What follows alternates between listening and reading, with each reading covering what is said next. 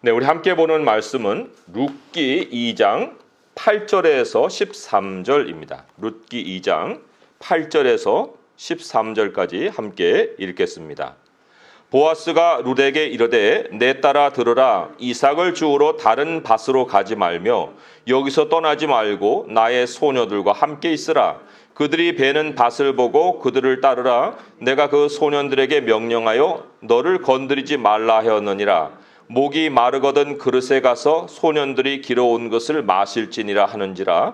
룻이 엎드려 얼굴을 땅에 대고 절하며 그에게 이르되 나는 이방 여인이거늘 당신이 어찌하여 내게 은혜를 베푸시며 나를 돌보시나이까 하니 보아스가 그에게 대답하여 이르되 네 남편이 죽은 후로 네가 시어머니에게 행한 모든 것과 네 부모와 고국을 떠나 전에 알지 못하던 백성에게로 온 일이 내게 분명히 알려졌느니라. 여호와께서 네가 행한 일에 보답하시기를 원하며 이스라엘의 하나님 여호와께서 그의 날개 아래 보호를 받으러 온 네게 온전한 상 주시기를 원하노라 하는지라. 룻이 이르되 내 주여 내가 당신께 은혜 입기를 원하나이다. 나는 당신의 하녀 중에 하나와도 같지 못하오나 당신이 이 하녀를 위로하시고 마음을 기쁘게 하는 말씀을 하셨나이다 하니라. 아멘. 네, 룻기의 시작되는 환경이 1장 1절에 흉년이라고 나옵니다. 그 땅에 흉년이 드니 이렇게 나와요. 자, 그들의 시대는 사사 시대라고 했어요. 사사들이 치리하던 때에 굉장히 영적으로 혼란스럽던 시대에 삶에도 혼란이 찾아옵니다. 흉년이 왔습니다. 이 영과 땅이 분리되어 있지 않습니다. 우리들이 사는 삶에도 예를 들어서 주머니 사정이 어려워질 때는 반드시 영적인 원인이 있습니다. 영적 원인이라는 것은 하나님과의 관계를 말합니다. 나라 전체에 어려움이 온다? 그건 나라의 어둠의 그늘이 덮인 거예요. 뭔가 전과는 다른 매우 하나님 보시기에 가증스럽고 또 기쁘지 않으신 일들이 있을 때 지금은 전 세계적으로 이런 현상이 일어나기 때문에 하나님이 전 세계를 통해서 깨우치는 방식으로 지금 이러한 어려움을 우리에게 보내서 하나님의 백성도 시험하시고 또 세상 백성에게 하나님의 공의를 또 가르치시는 하나님의 무서움을 또 가르치시는 그러한 기간이기도 합니다. 이 코로나로 인한 이 나라의 어려움 그리고 또 그로 인해서 생기는 개인들의 어려움 우리가 어떻게 대비할 것인가 오늘 영적인 원리를 세워놔야만 앞으로 더 또 어렵게 될 시기가 찾아오더라도 우리가 그것을 이겨낼 수가 있는데 오늘 말씀이 그 원리를 아주 조목조목 잘 가르쳐주고 있습니다. 한 인물이 나오죠. 룻기는 우리가 다 잘 알고 있는 이야기이기 때문에 전체를 좀 참고할 필요가 있는데 1장 1절에 보게 되면 엘리멜렉이라는 사람이 나와요. 그 사람이 유다 베들레헴 사람입니다. 근데 그의 대처 방식이 어땠습니까? 모압 지방에 가서 거류하려고 하였다 그랬습니다. 자기 아내와 두 아들을 데리고 모압 지방에 가서 거류하였는데 이로 인해서 이제 룻이라는 여인이 역사에 등장합니다. 하지만 그것이 이주해 간 것을 합리화시키지 않습니다. 하나님은 얼마든지 다른 방식으로도 룻이라는 여인을 역사에 등장시킬 수 있습니다. 아무튼 이러한 일로 인해서 룻이 역사에 자신의 모습을 드러내지만 또 이러한 일로 인해서 이주한 가정은 모압에서 재앙을 당합니다. 남자들은 다 죽어요. 엘리멜렉도 죽고 두 아들도 결혼한 후에 10년 안에 말론과 기련이 죽습니다. 집안의 대가 끊기는 거 애굽의 재앙을 통해서 우리가 봤잖아요. 하나님이 인간에게 내릴 수 있는 최고의 형벌이 대가 끊기는 거예요. 이 당시에 아버지도 죽고 두 아들도 죽었습니다. 자, 이거만큼의 큰 형벌이 어디 있습니까? 당시에 이 약속의 땅이 가지는 상징적인 메시지가 있습니다. 약속의 땅에 보여주는 상징적인 표시가 있어요. 그것은 하나님의 은혜가 머무는 땅이라는 거예요. 하나님의 은혜가 머무는 땅. 신명기 11장 12절에 보면 내 하나님 여호와께서 돌보아 주시는 땅이라 연초부터 연말까지 내 하나님의 여호와의 눈이 항상 그 위에 있느니라. 그 약속의 땅입니다. 은혜라는 거는요, 내가 하는 일은 0%, 하나님이 하시는 일은 100%, 하나님이 100% 실행자이실 때 그거를 우리는 은혜라고 말을 합니다. 1%라도 내 공이 들어가 있는 것은 은혜라고 얘기 안 합니다. 예를 들어서 우리가 농사를 짓습니다. 농사에는 땅이 있고 비가 내려야 돼요. 그리고 씨앗을 뿌릴 수 있어야 됩니다. 이게 다 은혜로 제공이 되는 거예요. 그래서 사람은 하나님의 은혜로 제공한 것을 가지고 살아가는 거예요. 그런데 농사를 짓다 보니까 이거 뭐 하나님 없이도 내가 해볼 수 있네, 이제 이렇게 생각합니다. 그 다음부터는 하나님과 동행하지 않고 스스로 농사를 지습니다. 그럼 하나님이 은혜를 깨우쳐 주시기 위해서 어떻게 하세요? 비를 멈추십니다. 비를 멈춰서 가뭄이 들고 땅이 메마르게 만들어요. 그럼 수확이 없으면 씨가 있어요? 씨를 어떻게 만들어내요? 씨를 공장에서 만듭니까? 씨가 없습니다. 내가 200%로 노력을 기울여도 수확을 거둘 수가 없습니다. 우리가 하나님이 100% 시행자라는 것을 우리의 모든 삶에 적용하고 살아야 합니다. 사람의 노력은 하나님의 은혜를 누리는 거예요. 하나님의 은혜를 만들어내는 것이 아닙니다. 우리가 착각하지 말아야 될 것이 있어요. 그런데 은혜의 땅을 떠나서 모압으로 간다? 먹을 것이 하나님께로부터 나오는데 먹을 것을 챙기려고 모압으로 간다는 거, 이게 은혜를 벗어나서도 살 수 있다고 생각을 하고서 결정한 일이겠죠. 어려움을 대비한다고 미리 하나님의 은혜를 떠나는 건데 이게 죽음으로 향하는 길이었어요. 엘리멜렉 가정만이 아닙니다. 사실 은혜라는 거는 예측이 안 되죠. 그래서 사람이 은혜를 바라보면 굉장히 조급해져요. 계산이 안 되니까. 계산되는 땅으로 옮겨간 것이 지금 엘리멜렉의 가정입니다. 그러면 베들레헴에서는 뭐 어렵지 않아서 그 사람들은 안 떠난 거예요? 베들레헴도 그 당시에는 어려웠어요. 흉년의 발원지인데 왜 안 어렵겠습니까? 그래도 그때 모압은 괜찮았어요.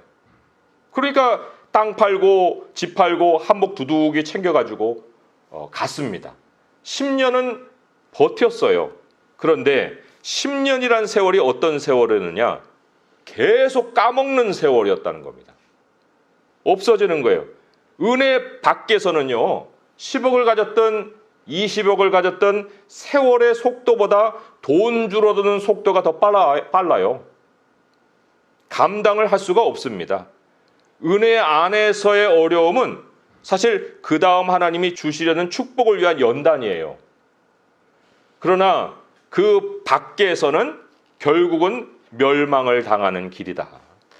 하나님의 은혜에서 끝까지 버텨내면 마침내 복이 있습니다. 1장 6절에 그래서 그렇게 나오잖아요. 그 여인이 모압 지방에서 여호와께서 자기 백성을 돌보시사 그들에게 양식을 주셨다함을 듣고 이에 두 며느리와 함께 일어나 모압 지방에서 돌아오려 하였다. 하나님이 마침내 그 백성, 약속의 땅에 머물러 있던 백성에게는 살 길을 열어주셨다는 겁니다. 그들이 한 일이 뭐예요? 하나님의 은혜의 땅에 머물러서 하나님께 부르짖었던 것밖에 없잖아요. 근데 하나님이 그들을 살리셨다라고 얘기를 하고 있습니다. 신명기 8장 16절에서 18절을 읽어보면 하나님의 주권을 인정하는 것을 배우면 복이 만다는 것을 가르치고 있습니다. 신명기 8장 16절 18절을 읽어보면 이렇죠. 내 조상들도 알지 못하던 만나를 광야에서 내게 먹이셨나니 이는 다 너를 낮추시며 너를 시험하사 마침내 내게 복을 주려 하심이었느니라.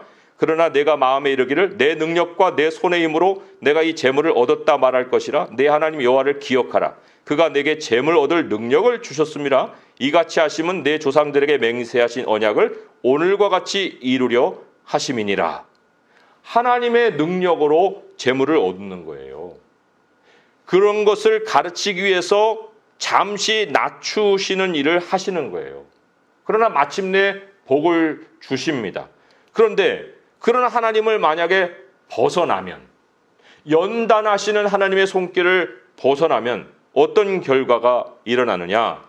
계속 제가 신명기 8장 19절 20절을 읽으면 이런 결과가 찾아옵니다. 내가 만일 내 하나님 여호와를 잊어버리고 다른 신들을 따라 그들을 섬기며 그들에게 절하면 내가 너희에게 증거하노니 너희가 반드시 멸망할 것이라. 여호와께서 너희 앞에서 멸망시키신 민족들 같이 너희도 멸망하리니 이는 너희가 너희 하나님 여호와의 소리를 청종하지 아니함이니라. 우리 밖에 있는 세상을 하나님이 교훈 삼아 주시는 거예요. 저들을 봐라, 이들을 봐라. 그들의 끝이 어떠냐? 그래도 그 길로 갈래? 하나님은 우리에게 이미 그러한 것들을 많이 보여주시는데, 그럼에도 불구하고 하나님을 떠나서 다른 신들에게 가서 거기서 살 길을 찾으면 너도 멸망한다 라고 지금 말씀을 하시는 겁니다. 우리가 코로나 바이러스의 이 어려움을 통해서 하나님이 우리에게 가르치시는 것이 딱 한 가지라면 다시 하나님의 은혜로 돌아와라 그런 거예요. 하나님의 은혜에서 살아가라. 하나님의 은혜라는 건요, 막연하게 바라는 소망이 아니에요. 뭐 소망에 베팅하듯이 그렇게 하나님의 은혜를 바라는 게 아닙니다. 하나님의 은혜는요, 이미 준비된 것을 만나는 거예요. 창세전에 하나님이 이미 모든 것을, 환경을 다 준비해 놓으시고 우리를 이끌어 가십니다. 오늘 이제 장으로 돌아오면 2장의 말씀에 우리가 8절부터 읽었지만 1절에 보면은 하나님이 준비해 놓으신 섭리가 있습니다. 나오미의 남편 엘리멜렉의 친족으로 유력한 자가 있으니 그의 이름은 보아스더라. 나오미와 룻은 아직 몰라요. 보아스가 아직 역사의 무대에 등장한 상황이 아니에요. 그러나 성경은 미리 우리에게 가르치고 있어요. 이게 성경 안에서 우리가 깨달을 수 있는 메시지입니다. 성경이 우리에게 보여주는 영안이에요. 영안을 떠서 보여주는 하나님의 섭리입니다. 아, 이런 게 있구나. 일이 벌어지기도 전에 하나님이 보아스라는 사람을 예배해 놓으셨구나. 모압에서 돌아온 시어머니와 며느리 룻은 아직은 이 사실을 모르고 있는데, 그런데 이제 룻의 오늘 이제 이야기로 돌아와서 룻의 태도를 한번 먼저 봅니다. 룻의 태도를 보게 되면 2절의 말씀에 이렇게 나와요. 모압 여인 룻이 나오미에게 이르되 원하건대 내가 밭으로 가서 내가 누구에게 은혜를 입으면 그를 따라서 이삭을 줍겠나이다 하니 나오미가 그에게 이르되 내 따라 갈저다 하매. 여기 이제 은혜라는 단어가 나와요. 그러나 이때 룻이 생각한 은혜라는 것은 하나님이 주시는 그런 은혜까지는 아니에요. 어쩌면 동정을 얻는 것을 은혜라고 지금 표현하고 있는지 모릅니다. 그렇지만 거지하고 달라요. 내가 구걸하러 나가서 음식을 얻겠습니다. 그런 의미의 은혜가 아니에요. 여기 이 룻과 나오미는 이미 여호와의 땅에 돌아와 있어요. 은혜의 땅에 발을 딛고 있다는 거예요. 그러고 나아가서 지금 자기에게 뭔가 은혜 베풀을 사람을 만나기를 원하는 마음을 지금 가지고 있습니다. 그러니까 사람은 형편을 필요하기 전에 하나님의 은혜로 돌아와야 해요. 하나님의 은혜의 자리에 있어야 합니다. 하나님의 은혜 안에서 삶은 다시 시작하는 거예요. 하나님의 은혜 안에서 새로운 출발이 있다는 거예요. 그 놀라운 일이 이제 발생하죠. 2장 3절에 보면 룻이 가서 베는 자를 따라 밭에서 이삭을 줍는데 우연히 엘리멜렉의 친족 보아스에게 속한 밭에 이르렀더라. 우연이라는 말이 나옵니다. 뭐 우리는 성경에 우연이 어디 있습니까? 모든 게 다 필연으로 일어나는 일이죠. 맞아요. 그런데 여기에서 우연이라는 뜻은, 성경이 사용하는 우연이라는 뜻은 내가 뜻하지 않은 일이라는 거예요. 내가 계획하지 않은 일이라는 겁니다. 세상은 운이라는 말을 쓰죠. 럭키, 운 좋게, 뭐 이런 얘기를 하죠. 그러나 하나님 백성에게는 운 좋게라는 것이 없어요. 우연히 내가 뜻하지 않은 일이 하나님의 섭리로 생깁니다. 우리는 하나님의 섭리를 만날 때 우연히 만나는 거예요. 잠언 29장 21절에 사람의 마음에 많은 계획이 있어도 오직 여호와의 뜻만이 완전히 서리라.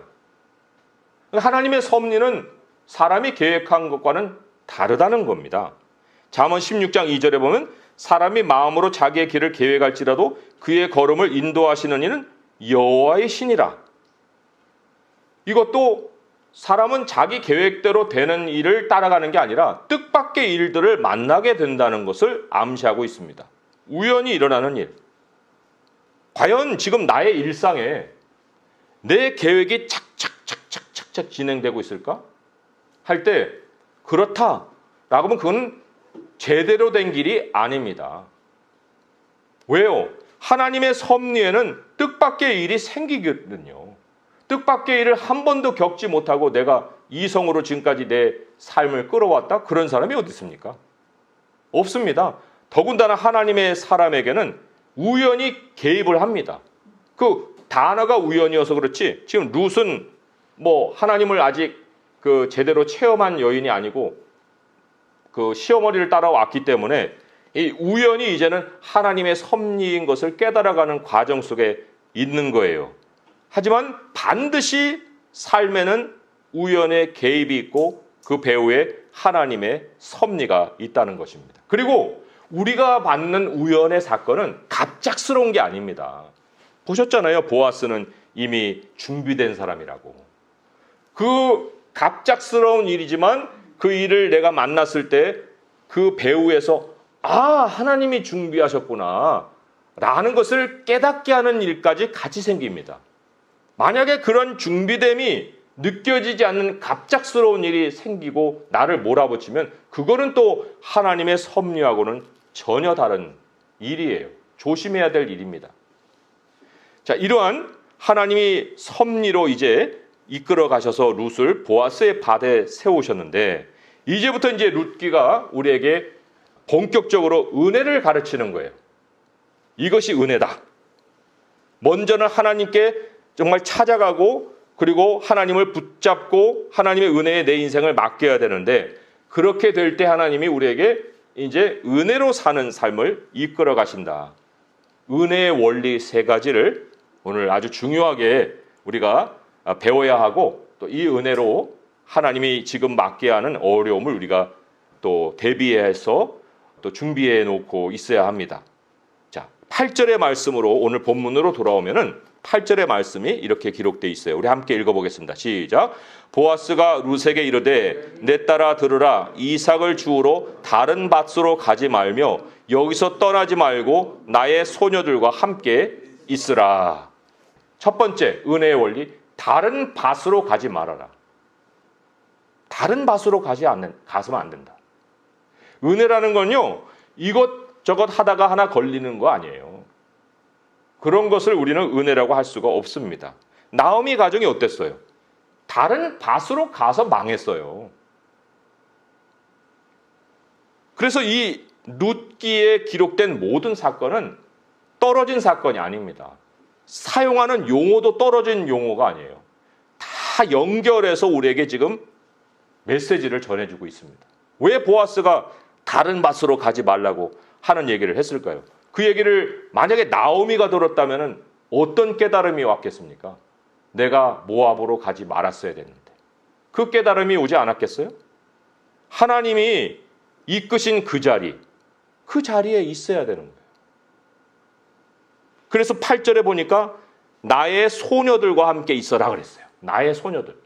이 나의 소녀들은 하나님의 백성이고 그리고 하나님이 우리를 두셔서 만나게 하는 성도들, 또 만나게 하는 사람들, 심지어 하나님이 만나게 하시는 내 직장의 이웃들, 동료들 다 하나님이 두신 자리에서 만나게 하는 그 사람하고 함께 있어라 그런 얘기예요. 물 길러도 갈 수가 없어요. 소년들이 길러와요. 만약에 물을 마시려고 하면 룻이 그 밭을 벗어나야 돼요. 그런데 물도 내가 떠줄 테니까 너 여기를 떠나지 말아라. 지금 이렇게 하나님이 그 보아스를 통해서 메시지를 전해주고 있습니다. 그곳이 하나님의 은혜의 자리면은 거기서 끝을 보라는 거예요. 메시지가. 하나님이 나를 두신 그 자리가 하나님의 은혜의 자리일 때에는 거기서 내 생존을 걸어라 라고 말씀을 하시는 겁니다. 전도서 11장 4절에 보면 이런 말씀이 있어요. 풍세를 살펴보는 자는 파종하지 못할 것이요 구름만 바라보는 자는 거두지 못하리라. 그러잖아요. 바람이 자꾸 부네. 구름이 몰려오네. 오늘 뿌리려다가 내일 뿌리지. 내일도 또 비가 오려고 하니 내일 뿌릴 거 모레 뿌리지. 언제 뿌립니까? 씨를 뿌려야 거두잖아요. 파종을 해야 추수가 있지 않습니까? 하나님이 두신 자리에서는 내게 주신 그 조건을 가지고 살아야 돼요. 나머지는 하나님이 행하십니다. 풍세는 하나님이 살피시는 거예요. 나를 씨 뿌리라고 그 땅에 두셨으면 씨를 뿌리면 되는 거예요. 나머지는 하나님이 하시는 겁니다. 은혜의 밭을 떠나서 다른 밭으로 옮기지 말아라.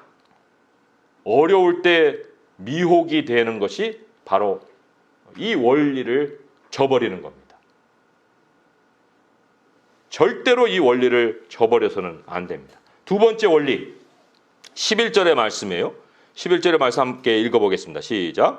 보아스가 그에게 대답하여 이르되 내 남편이 죽은으로 내가 시어머니에게 행한 모든 것과 내 부모와 고국을 떠나 전에 알지 못하던 백성에게 온 일이 내게 분명히 알려졌느니라. 여기 중요한 말이 내게 분명히 알려졌느니라.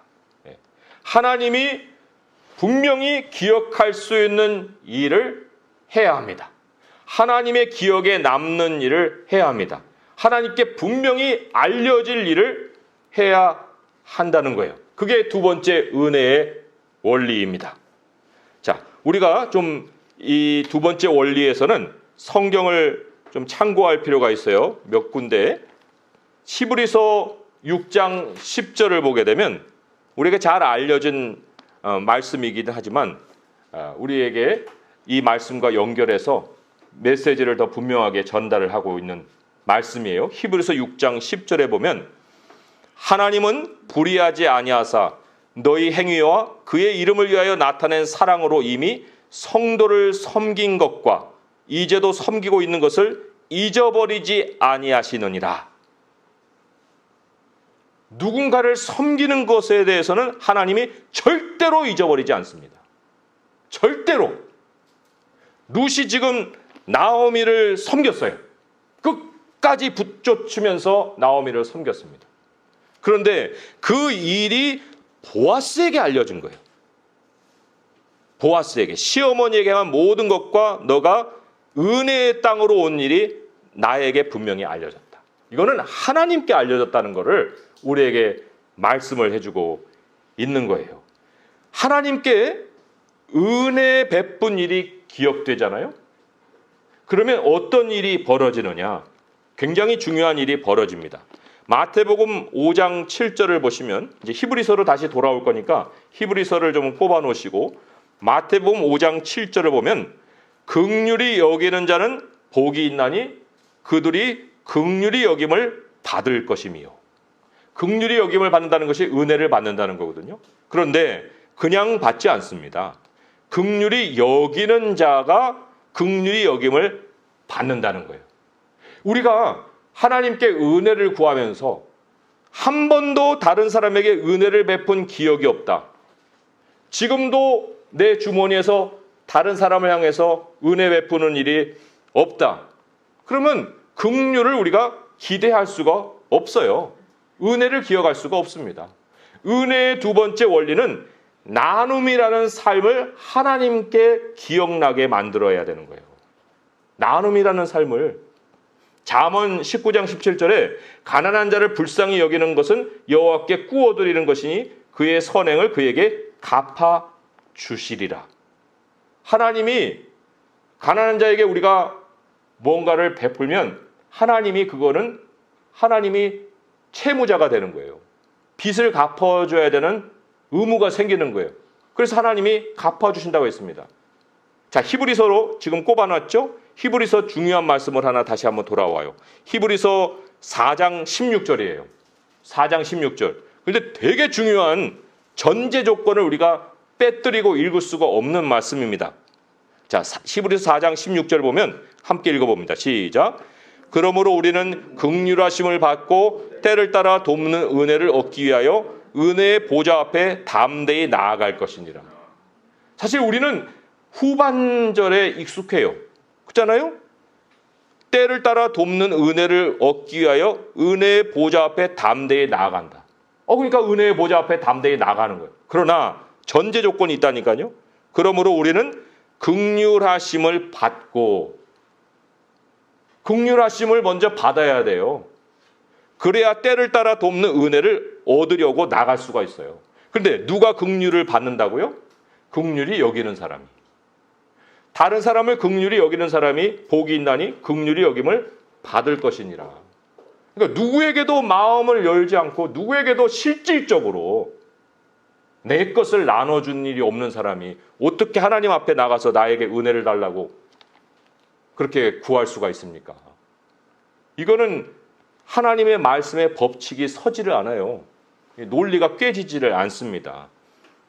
물론 하나님이 우리에게 11조를 하면 하늘의 창고를 열어서 너에게 부어주겠다라고 말씀하시죠. 우리는 11조를 하나님께 드립니다. 그러나 이 11조는요, 안 하면 도둑질이에요. 해야 하나님께서 복을 주시는 건데, 그런데 이 긍휼을 베푸는 것은, 이거는 말 그대로 우리가 부자가 되는 길이에요. 부유하게 살 수 있는 길이에요. 풍요하게 살 수 있는 길이에요. 그 플러스만큼이 나에게 배가가 돼서 오는 축복을 하나님이 오늘 우리에게 소개해주고 있습니다. 자, 여기 엘리멜렉은 자녀까지 죽었죠. 시편 37편으로 옮겨가 보세요. 우리 자녀까지도 부자로 살 수 있는 길이 소개가 되어 나와요. 시편 37편 25절 26절입니다. 같이 한번 읽어볼게요. 시편 37편 25절 26절 시작. 내가 어려서부터 늙기까지 의인이 버림을 당하거나 그의 자손이 걸식함을 보지 못하였도다. 그는 종일토록 은혜를 베풀고 꾸어주니 그의 자손이 복을 받는도다. 여기도 은혜를 베푼다고 하죠. 나눔이라는 것이 은혜를 베푸는 거예요. 하나님이 우리에게 은혜를 베풀어 주시는 것도 하나님의 것을 나눠주시는 거예요. 실질적으로.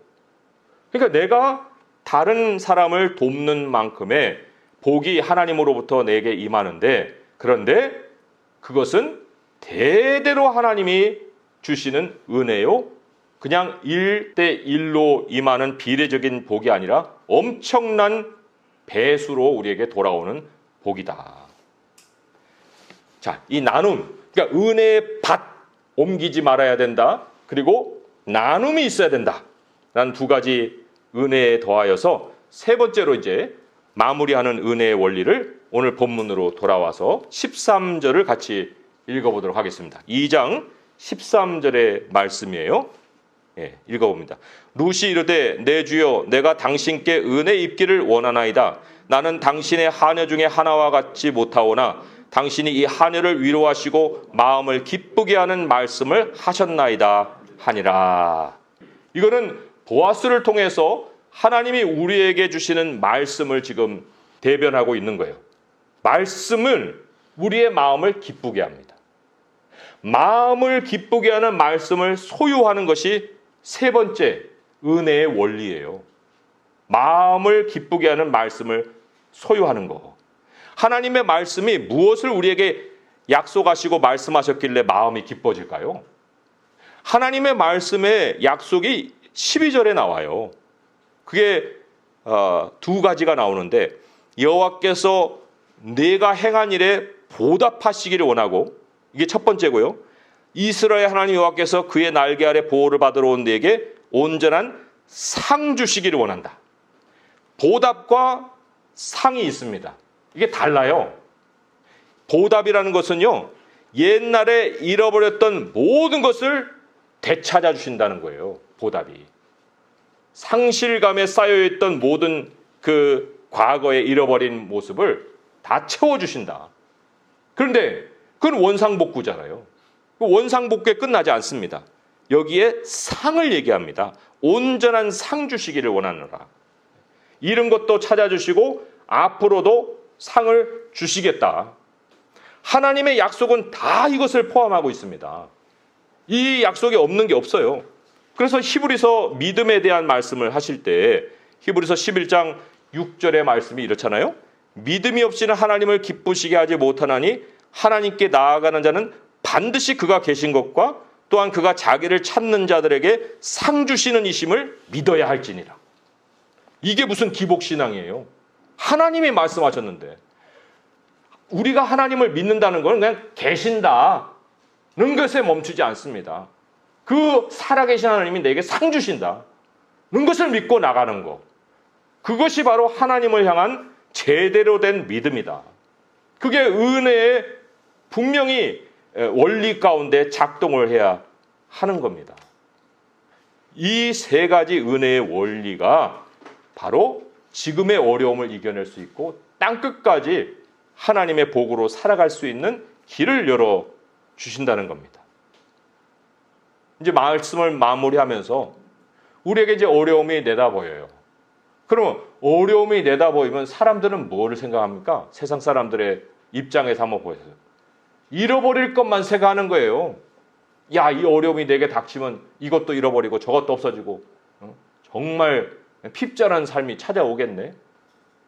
그래서 핍절한 삶이 찾아올 것을 생각하고 10원도 아끼고 아무것도 안 쓰고 내 돈 헌금도 안 내고 그게 우리들의 대책입니까? 하나님이 그렇게 우리를 가르치셨어요? 그게 아니잖아요.